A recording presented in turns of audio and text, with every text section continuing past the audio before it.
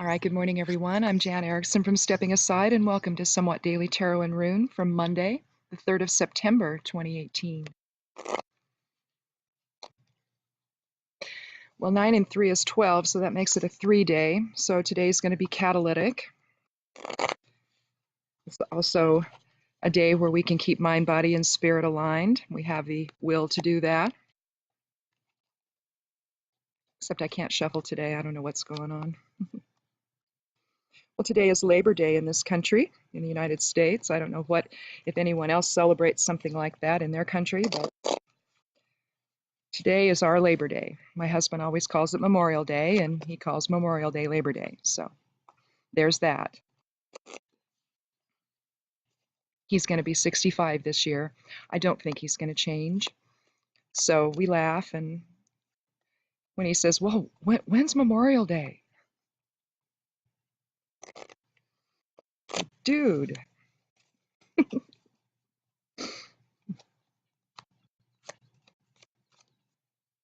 that's my husband, Jerry. We've been married for 39 years. Next May, we celebrate our 40th. We've done a lot of things together.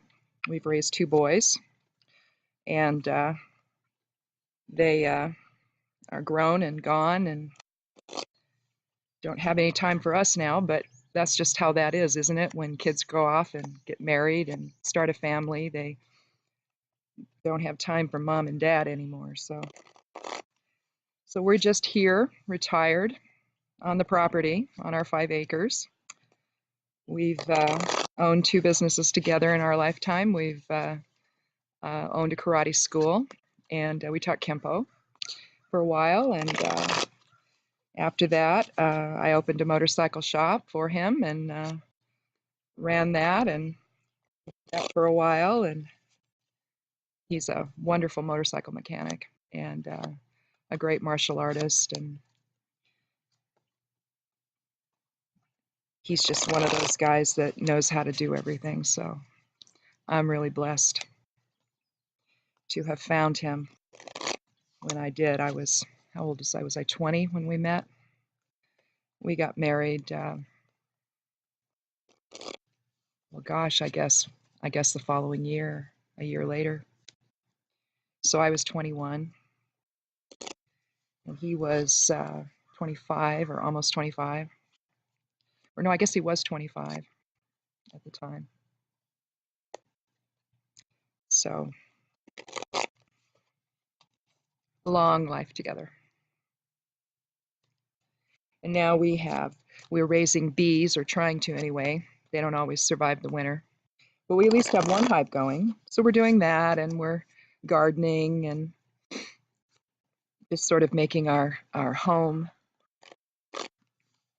even more of a sanctuary than it's always been. So we put up fencing to keep the deer out finally. We've been living here with herds of deer all these years. We've lived here since 1979. So, or no, we got married in 79. We moved here in 81. That's right. Valentine's Day, 81. That didn't sound right. And now we don't have to share it with the deer, which is really, really nice. Although it was fun to watch them. You know, there was one day I heard this commotion. I looked out the back door, and there was 3 moms and like 5 babies, and they were running throughout this lower area where our home is, around the studio, the karate school, where we had the karate school and all of that. They're just doing this figure 8 sort of around the running after each other. Moms chasing after the babies. It was just adorable. But as nice as that was, I don't miss it because I couldn't grow a garden. They would jump the fence, and so now we have 8-foot game fence around. So that's not happening anymore. Yay! Well, let's count 13 and see what we have for today.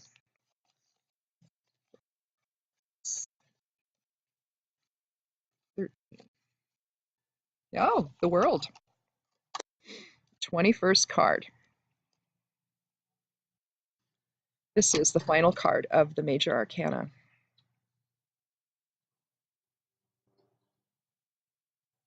And we see a human head, we see an eagle, or perhaps it's a hawk. We see a goat and we see a lion. In the four corners, we see a woman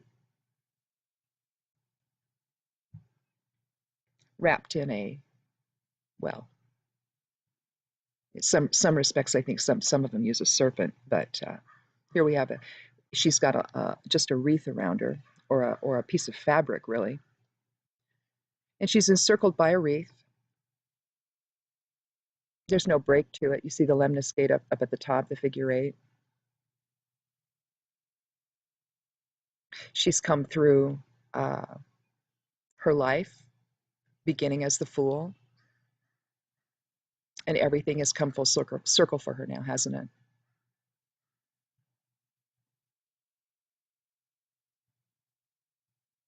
The 21st card also is a 3, like today. So again, we have some synchronicity with today. But the world suggests completion. It's also called the universe in other decks. It's a synthesis of everything that we've gone through, everything that we've learned over a lifetime. It's the triple goddess manifested into form, into completion. It's the notion of the reward at the end of a life well lived. But it's also about liberation into something new. So even though we've come to a completion, we have this catalytic energy for something new.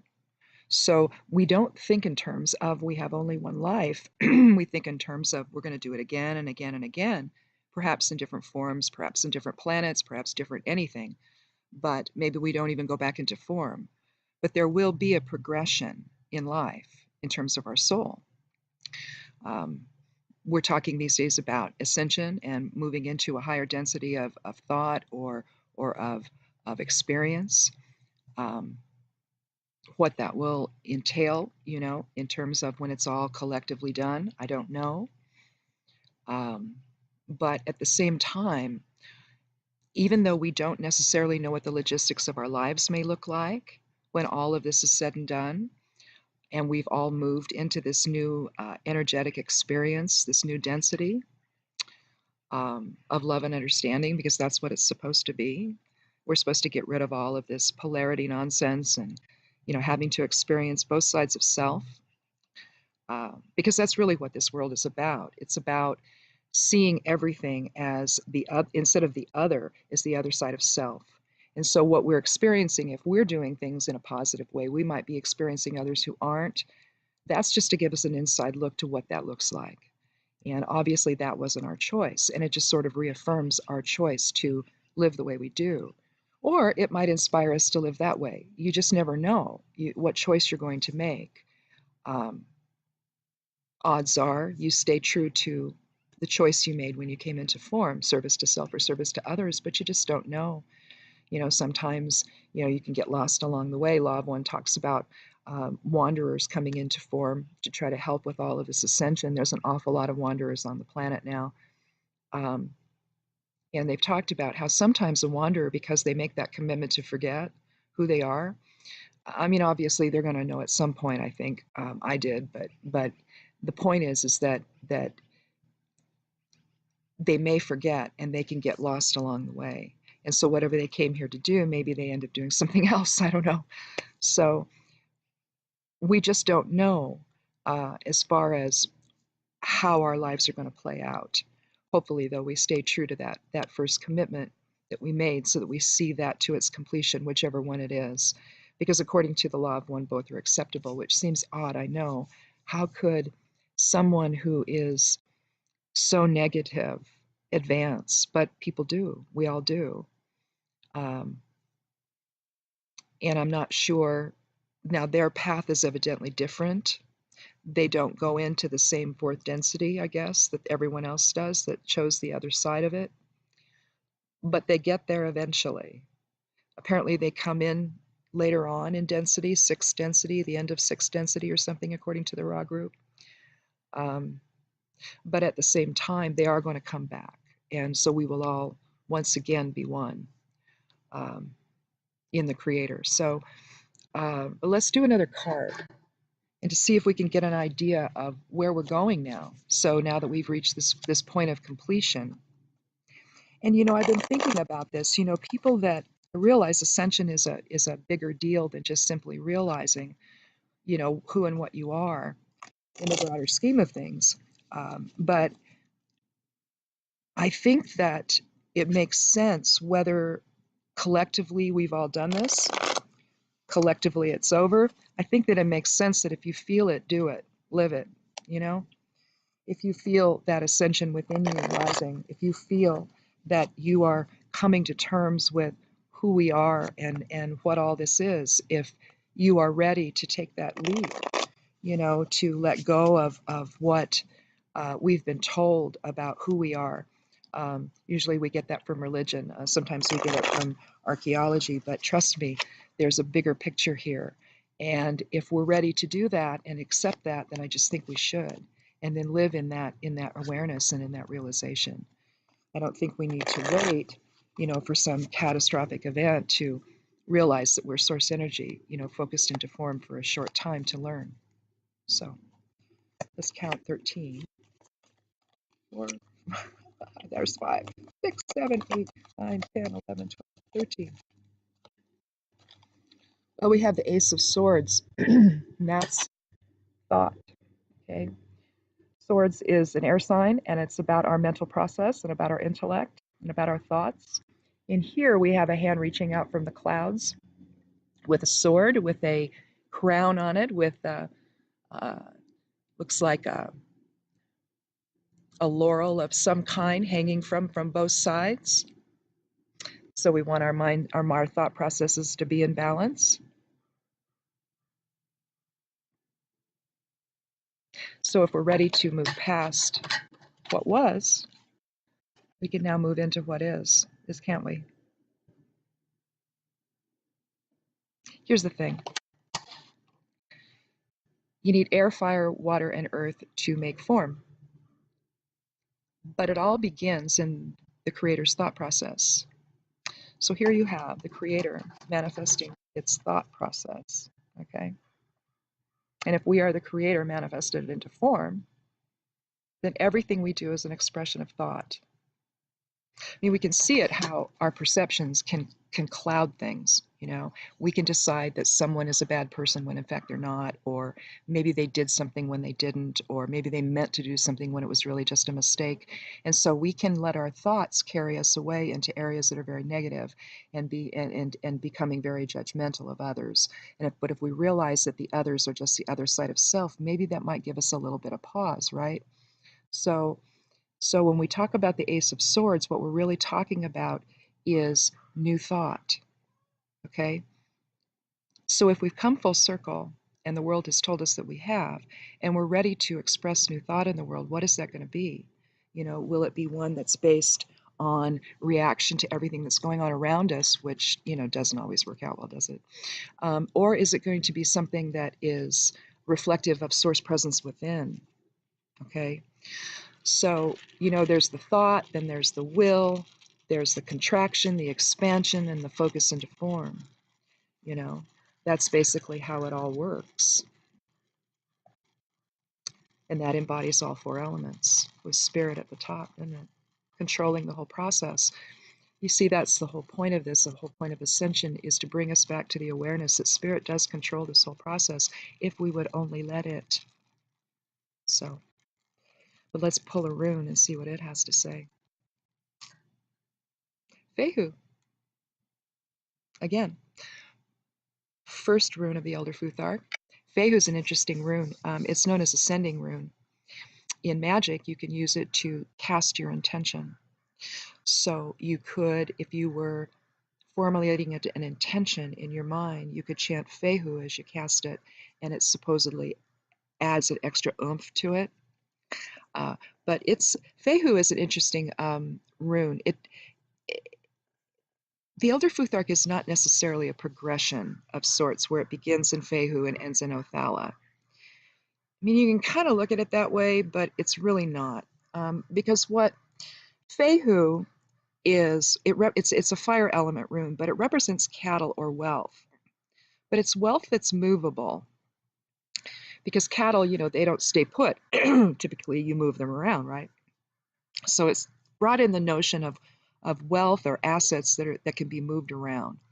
And so we weren't stuck in one place. We could move about the world and move about the surrounding countryside and explore and expand and meet new people and all of that, because suddenly we had assets that we could take with us. It wasn't simply about crops that grow and now you've got to store them, all of that. You've got actual assets in the cattle. So that was currency. So Fehu represents possessions. So when you see it, you're talking about, if you're talking about something new, perhaps something with respect to legacy or building wealth or family or any kind of success, any kind of advancing the process along the way to a goal, a desired goal. Fehu could be used for that. And so clearly, we're in a moment of new beginnings. We're in a moment of catalytic energy where just about anything could happen. So I guess we have to decide what that's going to be. We're in a new month, and I always like to think in terms of what will I do this whole month. I don't know about you guys, but that's what I like to do.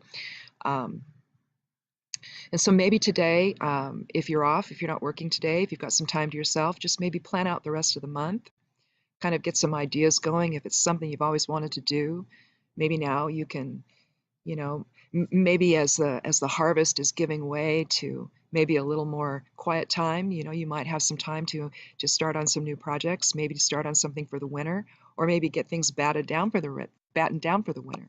Who knows? We're at about 3,000 feet, so we don't actually have to start doing that yet. But in another couple months, we will. Some of you that are higher elevations, you may find that you have to get started on that sooner. Maybe, this month, in fact. Just kind of depends on where you live. But I think that for today and maybe for the coming week, let's think about what new ideas we want to manifest now that we've come to some completion. What do we want to put on the horizon? How do we want to find a way to integrate the mind, body, spirit so that spirit informs all of that process? So that's a nice one. I've already created the geomancy chart for this next month. I've not done the tarot one. I'll do that today. I'm going to write up the geomancy one, though, I think first. Depends on what the tarot reading says. So that'll be on the blog at imsteppingaside.com. And then also the tarot one for the month will be up. And then I'm not sure. I may start something else, another type of a series. Maybe I might start talking about maybe some fall and winter teas, herbal teas that we can put together. And then that might help people get, cleansed out and ready. Because, you get into winter and you start eating wrong and, you've got the holidays and we're not always as flushed out as we need to be. And then come spring, we're not ready, then allergies hit us. Whereas if we keep our bodies flushed out during the winter, we're less likely, to deal with that. So, drinking things with dried nettle in it helps. That's actually one of the best ones you can use, that and dandelions. So anyway, I think I'll probably do 3 or 4 blog posts about that, and so look for that if you're interested in looking for ways to stay healthy and well herbally during the winter. Otherwise, we'll see you tomorrow, and have a wonderful day. I'm Jan Erickson. This has been Somewhat Daily Tarot and Rune. Blessed be.